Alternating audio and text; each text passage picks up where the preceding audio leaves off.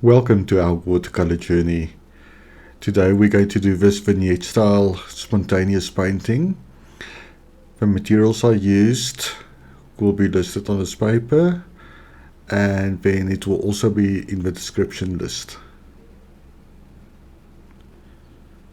Okay, first of all, I sprayed a few areas of the paper just to make it wet so that the paint can start moving. Then I just use my primaries for the sky area.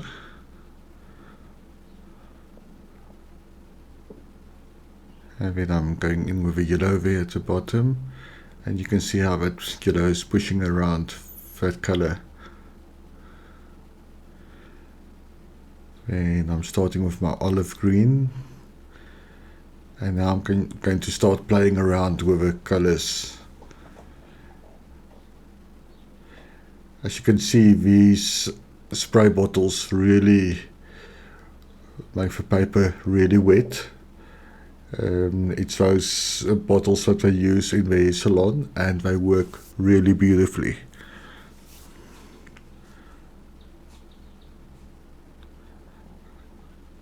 I love to do these spontaneous landscapes because you can play around and experiment with things that you don't normally do in your normal paintings, and so that works really well. So you can see this worked and this didn't work. Maybe I can use it in my next painting.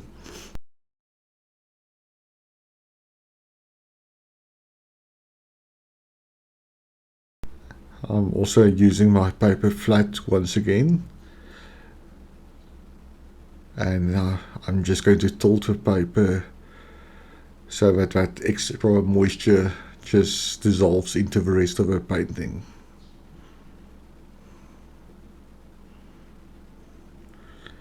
I also use a squirrel brush on this one. So the squirrel brush also holds a lot of pigment and water. So that also enhances the effect of the extra moisture on the paper.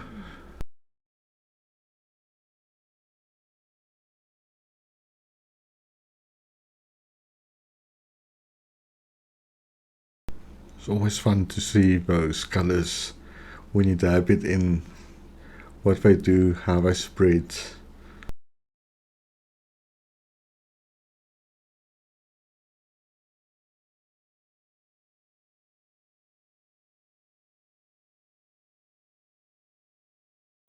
Normally I do my spontaneous paintings much lighter. This one is going to be a little bit darker than normal, so we'll see what happens there. Because the reason why I did this is because I'm going to use salt in this one, and I want to see what effect that is going to create. And another toy that I love to use these days is the Pipette, because you can drip in paint and you can also draw with it and just create interesting textures.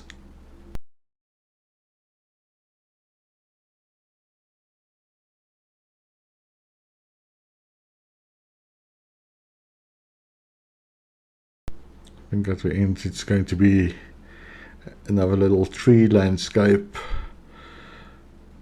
and I'm also going to do a few rocks at the bottom with that beautiful brown that I got there.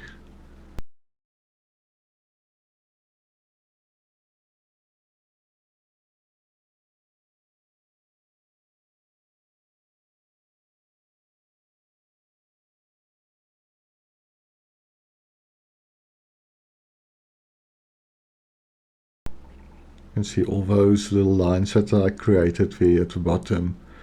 It's just giving some extra life to the painting. As you can see, there's a lot of moisture once again, so I'm spreading it out and see if I can get it diffused into the rest of the background.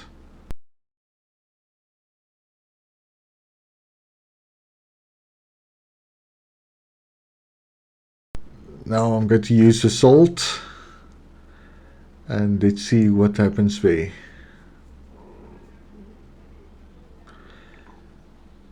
Now I'm using that kitchen towel just to dab out some of that extra moisture, that I don't create textures and blooms that I do not want. So you really just want to see the salt at work, because blooms can work in their own timing, but not this time. Let your painting dry. And now it's time just to get the salt out of the way. And the salt really worked very well. So I've got really nice light edges.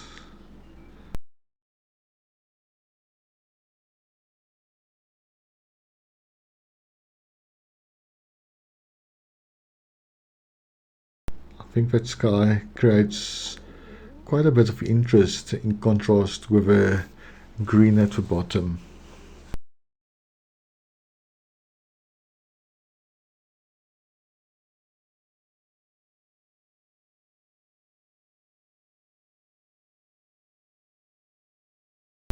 I think with that bottom layer that's a bit darker, you will definitely have to go a little bit more intense with your colors that you put in top.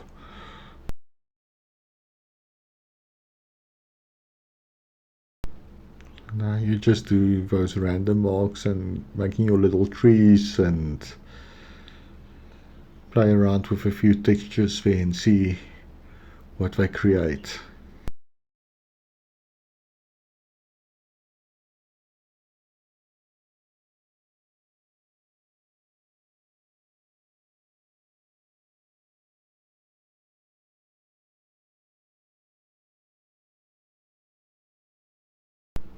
And also use the salt. Bring those darks around with salt flakes, that you could get really nice contrast there also.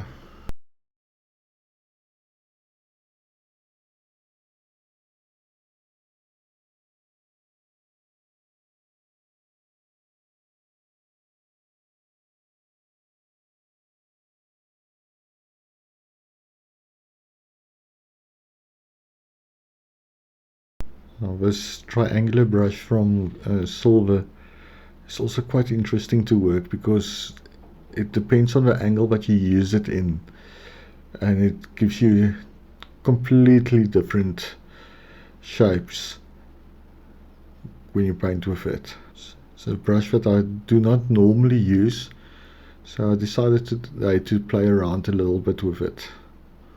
And I think if you get the hang of it, it's going to be a really nice brush to work with, because it creates a really beautiful fine point, and I think it will also help with some of the bigger areas that you want to do dry brushing in.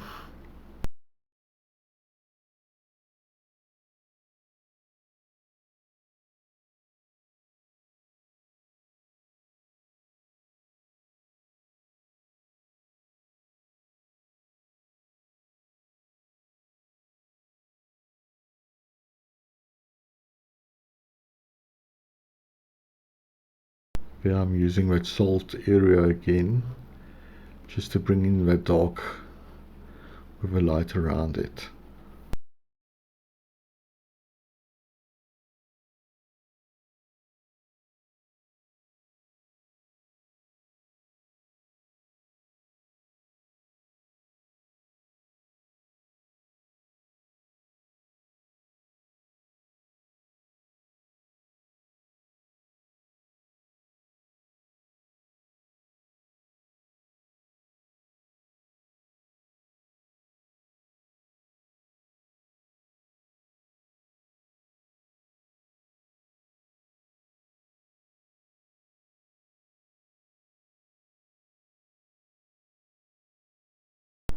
I think you can really learn a lot from these type of paintings, to see what works well in a painting and what things you should avoid in the next time that you do your complete paintings.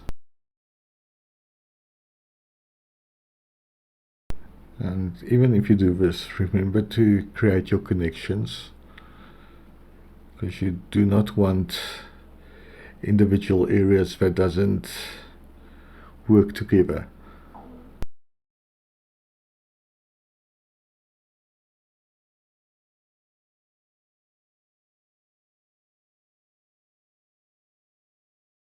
Just building up values once more.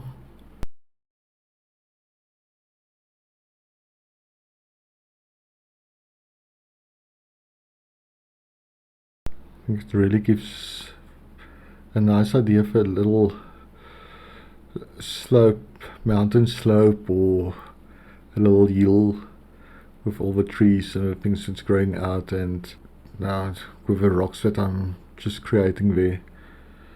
I'm really not going to be very specific in the way that I do them, but I'm going to use the store card also to move the paint around a little bit and see how it works and what it does in this one.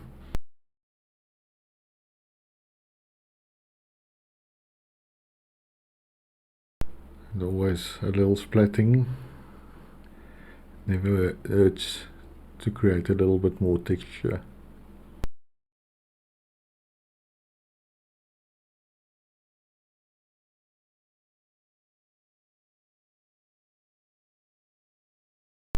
And just playing around with those colors. And you can see there's lighter areas in between, so enhance them, embrace the light areas and get them to work for you. There's always the areas around a dark spot or a light spot that really enhances the effect that you get from it.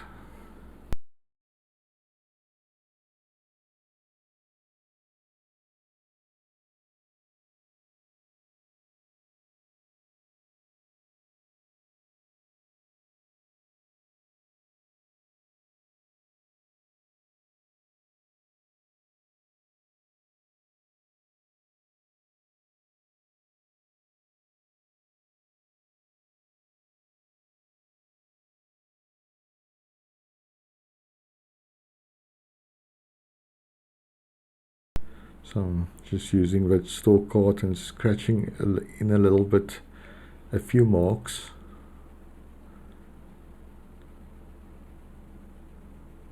And splatting a little bit more.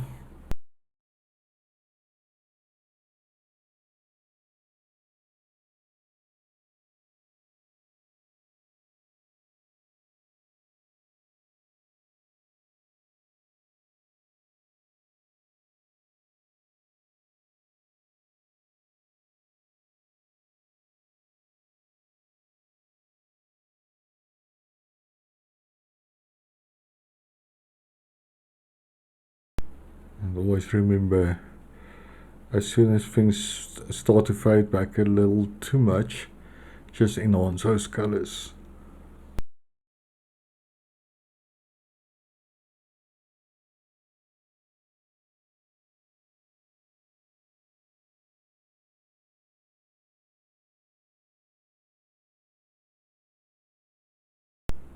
This is really interesting and totally different from the previous ones that I've done before. So this is the final result. So let me know what you think about it. So please like, subscribe and comment. Thank you very much for watching. See you next time.